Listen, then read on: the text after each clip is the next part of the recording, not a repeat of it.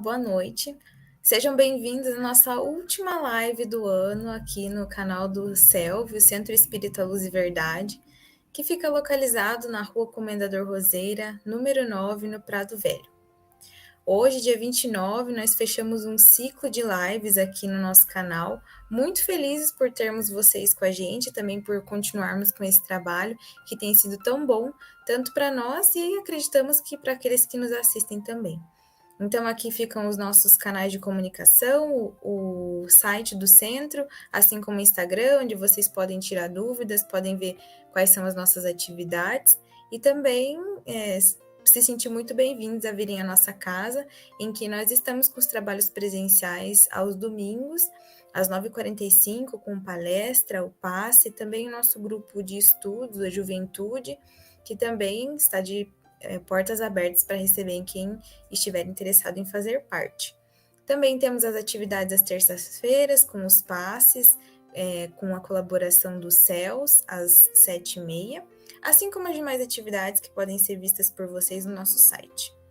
Então, mais uma vez, sejam muito bem-vindos. Hoje nós estamos dando continuidade ao livro Pão Nosso, que foi psicografado pelo Chico Xavier e ditado por Emmanuel. Hoje no capítulo 41, chamado No Futuro. Mas antes de nós darmos continuidade à nossa live, nós vamos fazer a nossa prece de abertura, agradecendo a espiritualidade amiga que nos acompanhou durante todo esse ano, nas nossas lives, nos nossos trabalhos do CELV. Agradecemos pelo ano, por aqueles que passaram por nós, pelos amigos, pela família, por cada situação desafiadora também. Pedimos que a espiritualidade continue nos abençoando, protegendo nossos irmãos que passam por grandes dificuldades e muitas vezes não conseguimos estar próximos. E pedimos coragem, fortalecimento, amor, fé para iniciarmos o próximo ano com muita prosperidade e com muito amor. Então, com essa prece, eu passo a palavra para o seu José, que vai dar a continuidade à nossa live e trazer esse assunto tão importante, né, no futuro.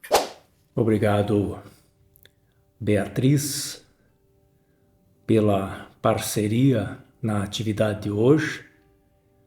Isso, de certa maneira, me alegra muito pelo seu carinho e generosidade. Agradeço também às amigas e aos amigos que estão conosco pelo seu carinho. Recebam o afetuoso abraço com votos de muita paz. Quando o homem gravar na própria alma os parágrafos luminosos da divina lei, o companheiro não repreenderá o companheiro. O irmão não denunciará o outro irmão. O cárcere cerrará suas portas e os tribunais quedarão em silêncio. Canhões serão convertidos em arado, homens de armas volverão à sementeira do solo. O ódio será expulso do mundo. As baionetas repousarão. As máquinas não vomitarão chamas para o incêndio e para a morte, mas cuidarão pacificamente do progresso planetário. A justiça será ultrapassada pelo amor. E os filhos da fé não somente serão justos, mas bons, profundamente bons. E a prece constituir-se-á de alegria e louvor. E as casas de oração estarão sempre consagradas ao trabalho sublime da fraternidade suprema. A pregação da lei viverá nos atos e pensamentos de todos, porque o Cordeiro de Deus terá transformado o coração de cada homem em tabernáculo de luz eterna, em que seu reino divino resplandecerá para sempre. Neste texto magnífico, Emmanuel nos lembra da extrema necessidade da nossa reforma íntima, mobilizada pela assimilação, compreensão e prática da lei divina, vivenciando os ensinamentos do Mestre Jesus, que nos ensinou o exercício diário e constante do amor ao próximo. O futuro a Deus pertence, diz o brocado popular. Quem já não ouviu essa frase? São preocupantes para nós que não enxergamos além do horizonte material o que deve acontecer no futuro. A tecnologia, com os seus recursos, avançam a passos galopantes, enquanto nós, seres humanos, lentamente evoluímos com a nossa moral. Fatos atordoam nossa mente quando ainda assistimos cenas que causam em nós muita tristeza e muita incerteza. Não temos aqui a pretensão de sermos piegas ou sermos encarados como fanáticos, ao asseverarmos que a falta de Deus é uma das causas dessa situação. Muito bem. Assim falando, vamos encontrar na questão 799 de O Livro dos Espíritos, onde Kardec, o codificador, questiona aos venerandos benfeitores espirituais, querendo saber como o Espiritismo pode contribuir para o progresso, que entendemos estar relacionado à questão do futuro. E eles respondem com muita propriedade, dizendo que destruindo o materialismo, que é uma das chagas da sociedade, da humanidade de então, o Espiritismo faz que nós possamos compreender onde se encontram nossos verdadeiros interesses, aqueles que durarão mais, afastando-nos das viciações, dos prazeres que ainda atordoam nossos sentimentos. Iremos aos poucos sendo direcionados aos interesses mais perenes. Prosseguem na resposta, esclarecendo que, deixando a vida futura de estar velada, escondida pela dúvida, o perceberemos nós, os seres humanos, com mais clareza que através de nossas melhores ações no presente, prepararemos, melhor dizendo, o nosso futuro. Pois está na lei divina. lei de ação e reação, nos dizendo que tudo aquilo que de melhor hoje fizermos, muito mais agradável será o nosso futuro. E em O Evangelho segundo o Espiritismo, no capítulo 2, encontramos a impactante frase de Jesus respondendo a Pilatos no pretório, dizendo que o reino dele não é desse mundo. Nosso venerando codificador, Allan Kardec, nos fala que através desse ensino, Jesus deixa claro que há um reino melhor, para o qual a humanidade está se dirigindo.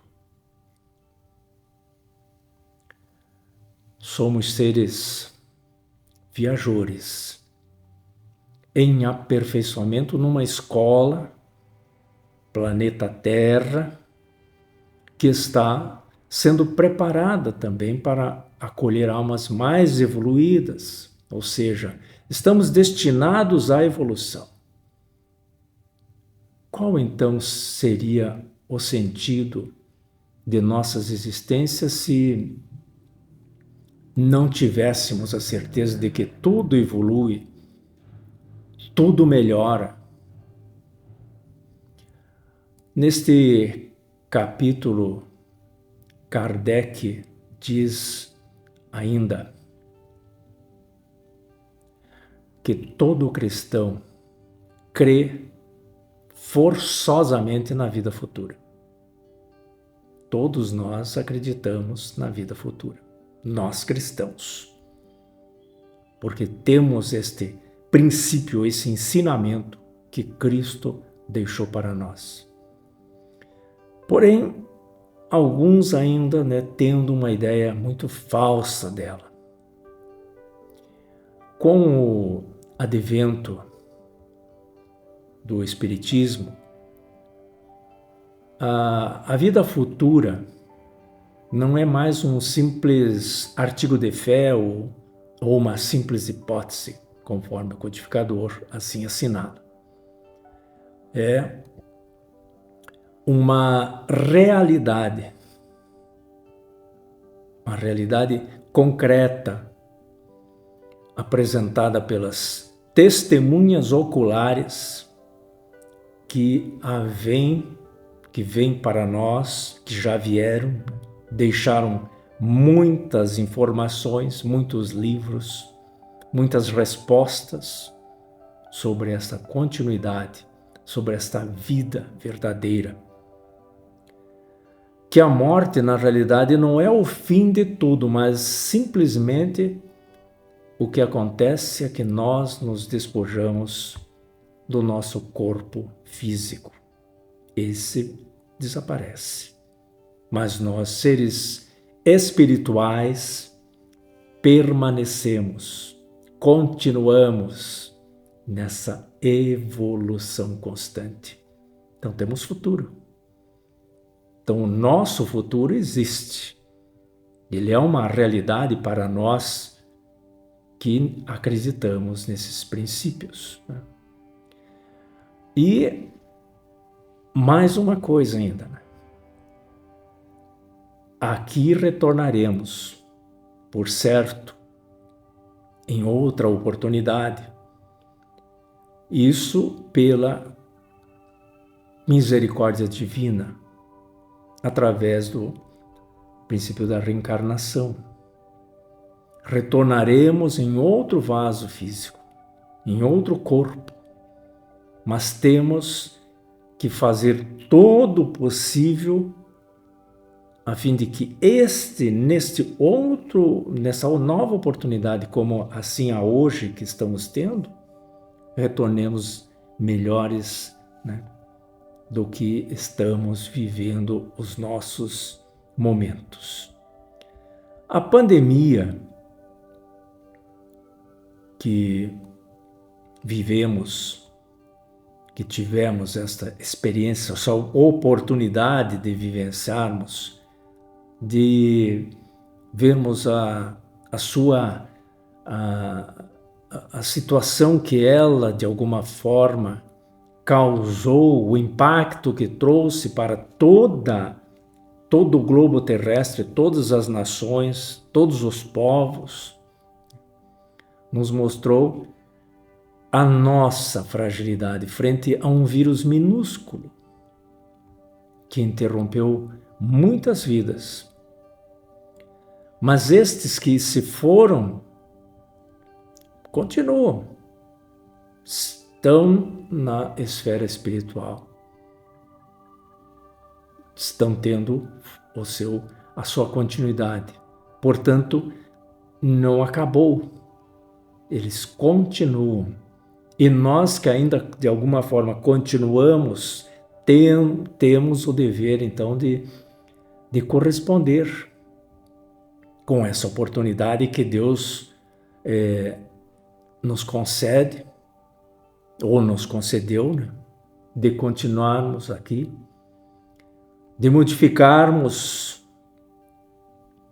e, consequentemente, de nós nos modificarmos e, consequentemente, também modificarmos os outros com esse nosso procedimento renovado, com esta maneira de reagirmos, né, às oportunidades, aos desafios que a vida nos oferece.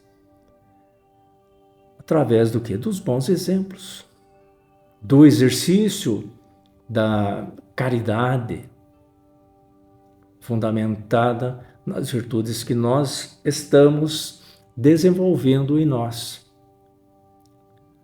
E, de certa maneira, estamos vendo uma explosão desses acontecimentos que hoje, de alguma maneira, né, nós, seres humanos, vemos os outros seres humanos, os seus problemas, as suas dificuldades, as suas angústias, as suas dores, situações que estamos vivenciando pelos noticiários, chuvas, terremotos, maremotos e outras coisas que vão e estão acontecendo no cenário da vida, nos conclamando a esta presença, né? Esse exercício da caridade, né, ao qual estamos sendo convidados para tolerarmos, para compreendermos, para amarmos os nossos semelhantes, não achando que todos, de alguma forma, querem o nosso mal, muitas vezes precisam de nós. A ajuda, às vezes, é muito pouca. E o recurso nós, assim, de alguma maneira, temos, dispomos, podemos oferecer. Então, o futuro que nós olhamos, que nós estamos vislumbrando muitas vezes como um cenário desastroso, vamos mudar o foco dessa nossa análise, né? Buscando rever e reler nesse texto que Emmanuel apresenta, nesse capítulo 41 do livro Pão Nosso, porque ele é muito rico de renovações para nós que estamos angustiados, estamos incertos, que nos vem muitas vezes aquela presença das coisas terrenas do momento, das situações, onde ainda vem os sentimentos de medo, né, de enfrentarmos esses desafios, porque de alguma maneira entendemos nós, espíritas, isso já ouvimos quantas vezes essas informações, Deus não coloca sobre os nossos ombros aquilo que nós não podemos carregar. Ele é um Pai compreensivo. Ele sabe exatamente as nossas condições de levarmos à frente as nossas cargas, os nossos desafios, as nossas lutas, de enfrentarmos a vida presente, onde a coragem, a disposição é um exercício constante. Nós estamos, espíritos que somos, inseridos em um corpo físico limitado, que corresponde, que nos traz toda essa situação. Mas temos o recurso da oração, o recurso da prece, como ali mesmo Emmanuel fala, a respeito disso.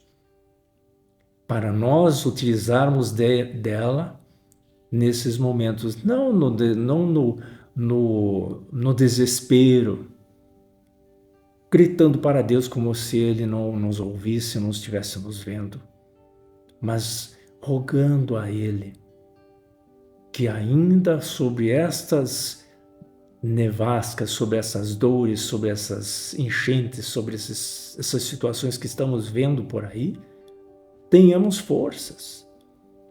Vamos chorar juntos, mas vamos arregaçar as mangas para seguirmos à frente, vislumbrando o futuro. Emmanuel, então, nos diz ali no texto que as cadeias estarão vazias no futuro.